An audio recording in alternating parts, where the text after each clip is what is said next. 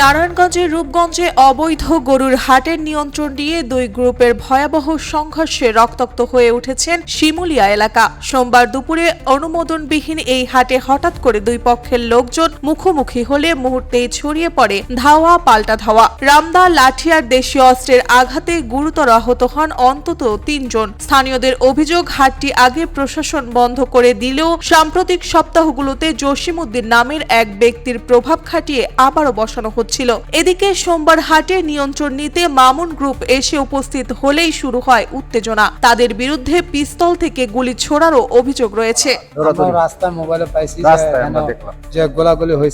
আহত সবুজ বলেন, তারা হাটে ডিউটি করার সময় একদল লোক হঠাৎ রামদা লাঠি নিয়ে হামলা চালায় এবং 3টি গুলিও ছোড়ে। রিপনের একই অভিযোগ, মামুন গ্রুপ এসে হুমকি দিতে দিতে অস্ত্র দেখিয়ে তাদের ওপর চড়াও হয় এবং মারধর করে হাসপাতালে পাঠায়।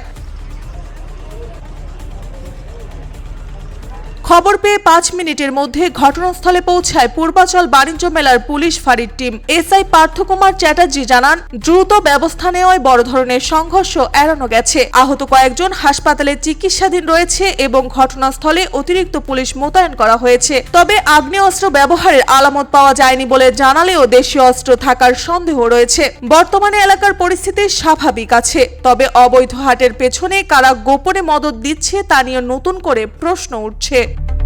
মার্জিয়া মৌ, রূপালী বাংলাদেশ।